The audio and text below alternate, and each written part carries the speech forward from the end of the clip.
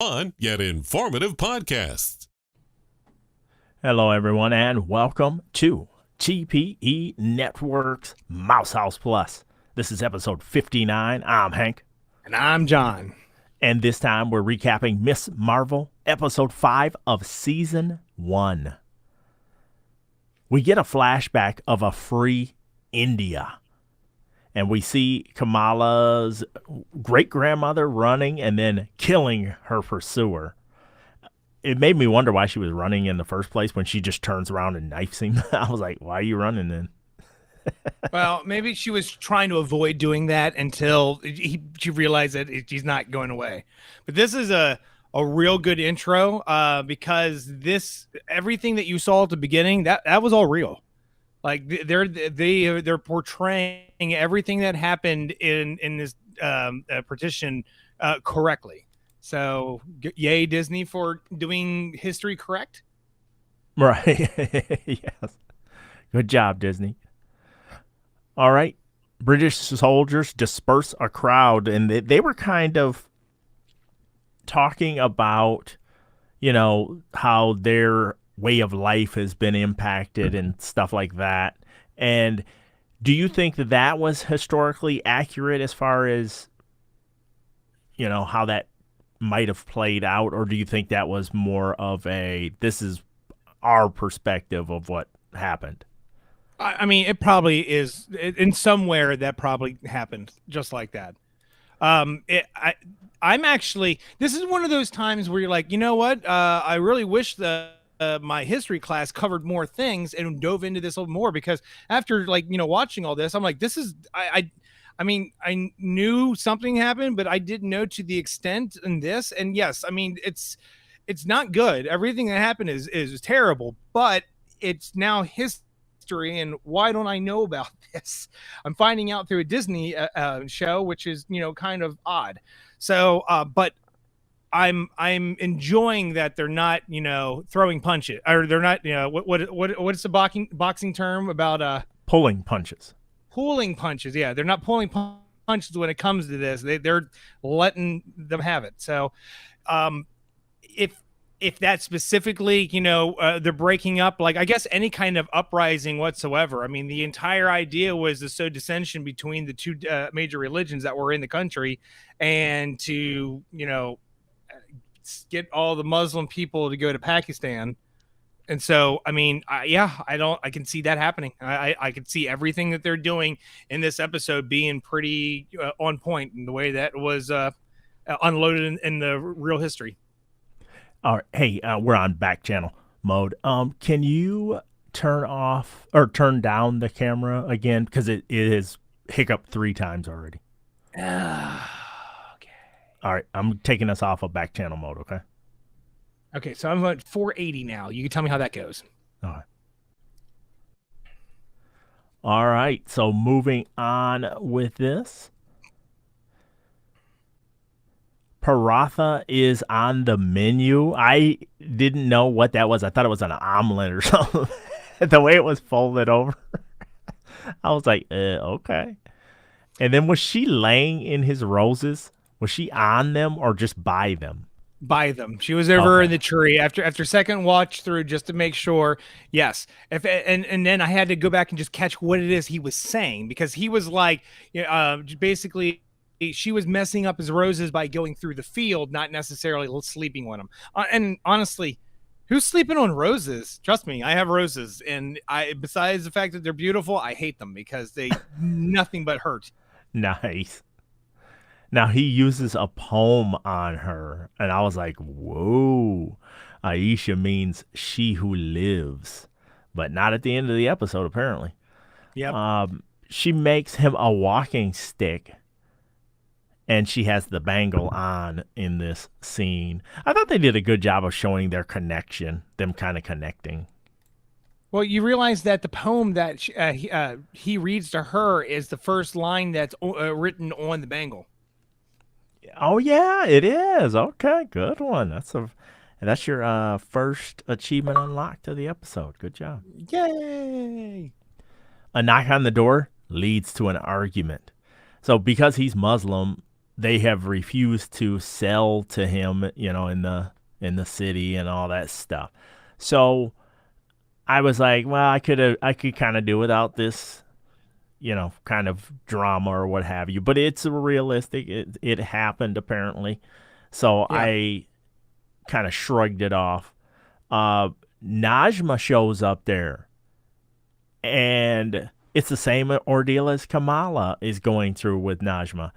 It was almost identical, like beat for beat, like, hey, good to see you, great to see you. You're going to help me. Yeah, I mean, and it's funny because see now after seeing this scene, it makes you think back to when she was met her in the car and been like, right then and there, you're going to help me. But I mean, yeah, I guess you wanted to play a little bit into it, knowing that the first group of them, they knew that the consequences of having to be able to try and break through the Noor, and then Kamala doesn't know that, so I can understand where they're trying to play towards her being naive and, oh, you want to know more about your great grandmother? We know everything about your great grandmother, and what do you want to know? But yeah, when she basically just throws the hammer down, be like, you find it, or I'm just gonna kill everyone off, like tomorrow. So I'm just like, Patience she does not have. no. Aisha wants to run, but her husband is not too happy about this whole situation. And then she ends up giving Grandma the bangle. I was like, maybe Grandma's got superpowers. I mean, and then you're how about this? You're getting ahead for a change, because then we do find out later on. But I mean, I was wondering if she was going to end up like doing anything special, like specifically right then and there as well. But it's if this entire like ordeal of trying to convince him to leave, what's more important, he's like, this house was my father built this house and this is supposed to be for her, and she's like, but that's just an object. We can create new memories elsewhere. It all depends on like being together. So Right. Her husband figures out that they're running from someone, and then she shows him the bangle. I didn't know if that was very believable. Like, she shows him and nobody around. You know how nosy people are. Come on. okay, so with this, no, I don't think anyone would know, because this was just like Kamala showing up, and then last week when you were like, no one's going to recognize a girl that's in like Blue Doc jeans. Martens and blue jeans. No, they're trying to get the blankety blank out of there. So they're not. They can give two rats about anybody else. Because clearly we see that in all this crowd right here, where they can't get through, or they get separated. So yeah, it's just one of those things. Now, what I want to understand is she holds it out, and then the thing goes chink, and then it lights up, and chink, and it goes back together again. I'm like, was there a button? I'm like, can she just do that by thinking about it? Because that was interesting. Right. But help try and solve the mystery of the bangle. Yeah, it's like Stark Tech for a minute there, the way it was moving around. Yeah. She leaves Sana with Daddy and takes off to confront Najma, who stabs her. And I was like, well, maybe she'll be like Reva and survive, Reva off of Obi-Wan Kenobi and just survive. But no, Sana is separated from Dad, and what you seek is seeking you. As the bangle falls, we finally see Kamala, and Kamala has to get Sana on the train, and that was such a sad scene when Aisha dies, having confidence in Kamala. I was like, oh my goodness, this is such a powerful scene. What did you think about this whole scene up into the point where Kamala helps Sana? I'm trying to understand how this new level of time travel works in the MCU. So unfortunately, like, I didn't have the bleeding heart going into it, because I was looking at it as more of an analytical perspective. But during the second rewatch with my wife, I looked over and she was tearing up. So I'm using her as my register of like, oh, this is a really touching scene. I'm not trying to say I'm cold-hearted, but I'm thinking podcast wise of like all the different things that are going on and trying to make sure they match. Hold on, I got to get some facts ready for the podcast. Tear just runs backwards up into your eye. Yep. Oh, that's awesome. So she's able to help Sana, and she uses her bangle as no one notices. You know what I mean? Like, still nobody notices. Okay, that point I'll give you. I mean, okay. There's these lighted plates, and the little girl skipping on them. If anything, you're gonna notice her in the plates. If anything, Right. You're gonna notice this little tiny kid is at eye level now, or above. yeah. So she's reunited with Dad. What a touching scene. Then Kamala is back where she started as the veil opens. Did you like the solve the mystery, get instantly transported back? I don't know how to answer that question really, because I never actually thought about it that way. I mean, I don't really understand why she had to get sent back there. I mean, yes, okay, she's what got her grandmother on the train, but I She mean, always did did it. the bangle connect to the bangle? Because that was my thing. I was like, oh, there's two bangles in one spot now. Because you just take both of them. What happens if that happens? Right. And we got a full-blown Wonder Woman. Yeah, so that was the first thought that came to mind.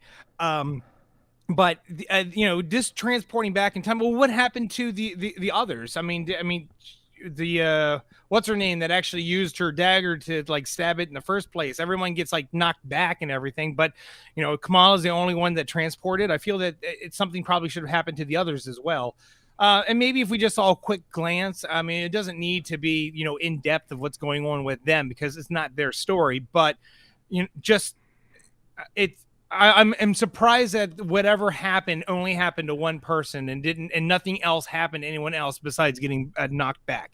But being that she's the one that it was always her, it's interesting. It's interesting, and but that's kind of disproving some of Bruce Banner's time travel theory in Avengers. Right. Now, I was wondering, maybe were they all out cold while she was gone? As far as maybe it just felt like she was just gone for an instant. I think it was that. I think that in the time frame of the shockwave and her landing on the ground, everything that we saw transpired because it had already happened. Yeah, that is so cool and weird all at the same time. Now that veil is opening, and back to Mom and Grandma, they're like, the mom is like, I would microchip Kamala if it were possible. Man, that was great. She was like, and then when the cousins were explaining how the phones work, and she was like, spyware for parents? How am I just hearing about this? I love that. I think it was funny. That entire transaction, that was good. And like just how she was saying that to her own mother. She's like, Kamala's not a dog, or I would have done it already. Oh man! Again, the chemistry that they have with these actors, playing family is superb. And did the cousins make you feel like they were more realistically cousins this time around? I did. I kind of was thinking what you said the other week, and I was like, I can see it. I can see that there's seems to be a difference or whatnot. All right, so I have a problem with the veil being unveiled. Why? Because it's of course it's doing it right in the center of the room on the pedestal. And you find a problem with that somehow? Yeah. Okay. Why does it have to be there? Why is it got? It's like, okay, so they end up having this fight in this area that's basically got a stage set up in it. So the veil then is created on the stage. So yeah, that makes the best place to put it, when you're a director. But like, so if they did this somewhere else, would it still appear there, or would it appear like 5 feet, or like what caused it to be created there? Because the bangle being hit happened on the floor. So I mean, I don't know. It was just it was one of those, like, of course they would put it there because it's too perfect of a spot to put it there. I think that was my only real issue with that, is that there was no excitement to it being like, oh, it showed up. Be like, yeah, of course it's going to show up there. Where else is it going to show up? That's the big stage point. John has reached my level of nitpickiness. You got to give it up for him right there. Next, he's going to be pointing out inconsistencies in the script. All right. So that's his next trick. All right. The Noor kills one of the clandestines. It felt so much like Terrigenesis to me. Yes. That was no, but I think that they did that on purpose. I think that was their like call out to the Inhumans. So yeah. So but in this case, yeah, they all like wiped out. You clearly could tell that they're saving their special effects budgets for somewhere else, because when it was like it was a skeleton for like 2 seconds, then it was just dust. That skeleton was horrible. And here's the thing, like I'm gonna skip ahead just a little bit. Like whenever Kamala's mom does show up and she's like, "What's this?" I was totally waiting for her to be like, "What's this pile of dust?" And like pick it up, and then she'd be like, "Oh, yeah, don't do that. Don't pick that up. Do not. Yeah. You might want to get a Hep C shot." But you know what? It just means that the what was it? They're called the obelisks, right? No, they weren't called obelisks. Yes. What were they called? Yes. And the little things. Okay, yep. Yes. Hey man, there's a lot of obelisks coming out of that thing. So goodness, you're giving me shades of the old Agents of S.H.I.E.L.D. fan podcast, man. Yep. All right. I mean, so at least after... at least we didn't care about them like Trip. Come on, I'm bringing it back, man. Goodness. Bringing it back. 1% of the audience understands these Agents of S.H.I.E.L.D. fan podcast references. That's great. Oh, that's fine. I'll always remember. Now we have Kamala trying to close it, and then Najma sacrifices herself closing it, and she says Cameron, and he gets powers. Was she transferring her powers to him, or transferring some sort of powers to him, or what was that? I didn't understand that at all. Okay. So from what I can figure is that she was trying to take the Noor that was present in that world and direct it at her son by using herself as a sacrifice. Yes, none of what I just said makes any sense, if you were to write it out, but that's what it, I can't remember where I've seen something else that was kind of like this, but that's what it felt like to me. Like, She was like, I can close this. So she took the energy that was the Noor, she sacrificed herself, but that energy still had to go somewhere. She sent it towards her son. So she left something behind for him regardless. And maybe this is a way to avenge my mother. But it's I don't know. I'm going to have to go with what I said, because it's even though it makes no sense, it's the closest thing to sense I have. Now, when Mom shows up and she finds Kamala using her powers, and then giving Sana Kamala gives Sana her picture. She was always supposed to get that picture. So I love that. But the off-screen powers, did you think like I did, where the budget was used up? Well, they're saving it for the last episode. The last episode is going to be bonkers of them, her using her powers to fight. So that's what I think is going on. Her mom doing the facial expressions, looking directly into the camera, was perfect, because I was like, this is great. This is low budget, like kind of like my YouTube channel. All right. But I like the grandmother being like, see, told you I was magic. Oh man, that's great. Kamala says goodbye to her little friend, as we find out he may or may not be wanted in the United States. Possibly. Maybe. That was pretty good when he did that. Like, you should come visit and stuff. He's like, may or may not be wanted by the U.S. government. May not have warrants out for my arrest, immediate arrest. Well, what about the you're talking about like, saving on the budget. Here we have the sound effect of her climbing up her herself steps up to the balcony where he's at, but we don't get to see any of that. So No. yeah, and I was kind of annoyed by that. I'm like, come on, dude, just flip it over a second. Just like, and then her mom's like, you're the light girl, and she's like, I wouldn't be like, I want her to be like, her saying like, well, you're taking this, like when, like what she said to her grandmother when she was like, you're taking this well. I was waiting for Kamala to say that again, like to her mom. That would have been great. Mm-hmm.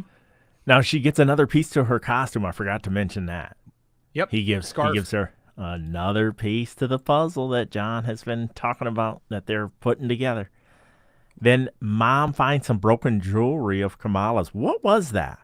That was her necklace that had her name on it. It was shown in the very first episode for a hot second because it was somebody had said, "Oh, that's a neat thing," and she was like, "Yeah, it's my name." And I think it was Arabic. I don't know. I'm gonna have to go back and catch that part. But yes, that was her name chain that she had. Interesting. Okay, because I when she held it up, I was like, "Am I supposed to know what that is?" Oh no. That was great. We got another Bon Jovi mention, and then family bonding moment when they go to hug. If you rewatch it, it's kind of awkward. Like Kamala's going high, and it was like somebody off screen goes, "Your right arm's going to be in the way of the frame," and then she's like, low, then she goes low. You gotta rewatch that part. It was so funny to me. I was like, "Oh my gosh!" She just like is in mid frame. It was epic. I guess, yeah, I really wasn't. I didn't catch that. It was all about. I do love the fact where she's like waiting for Bruce Springsteen to come out. She's like, "You following that Bruce guy?" Didn't she say Springfield?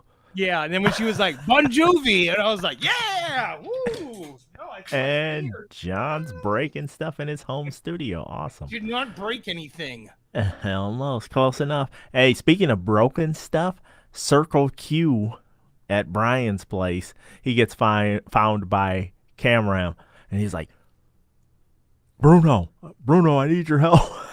No. He was calling him Brian.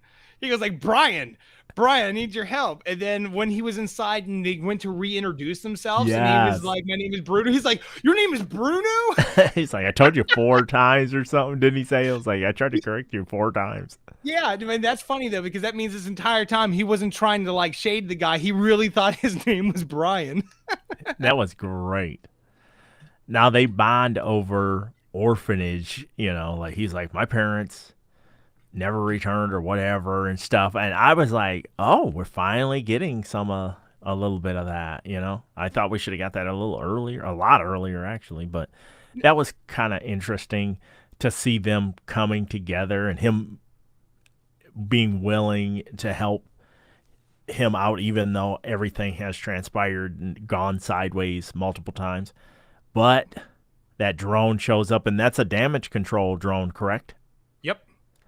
And he's able to use his powers on it, but here comes an explosion, and it blows up Circle Q. I was so bummed out. Circle Q is no more. All right, so the Circle Q, that was supposed to be some weird call out to a Spider-Man in regards to that, but the entire him showing up. Okay, so there's this one part where he goes up and he's talking about Argon. So there is a character named Argon. I thought that he might end up being Argon, but it was something a little bit different than what I expect. We're looking up the character. It didn't look like it made sense.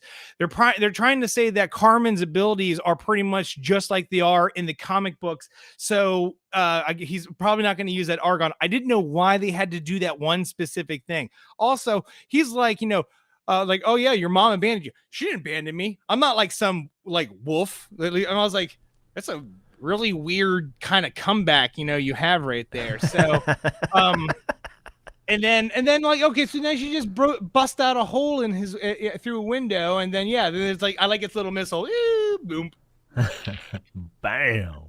Yep, that was bad. And so so I was like, no. All right.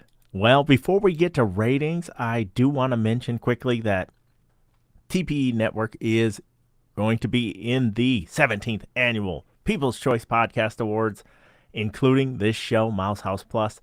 We have 3 shows in total in there. Please head to tpenetwork.com/vote for all the information on how to vote. It's really simple.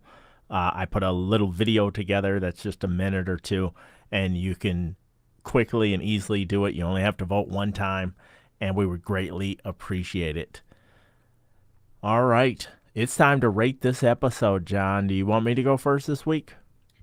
No, you went first the last couple weeks. I'll go first this week. I'm going to give this episode a good 7.5. I felt we're poking holes at just because that's what we're here to do. But storytelling wise, I got to the end and I'm like looking at the clock like this. I'm like, that was the show is over? Well, I'm like, whoa. But I do like, how they took the, parent and daughter and grandmother, and communion and put that together and got that out of the way. So that means that the last episode, we don't have to, have that time spent dealing with that.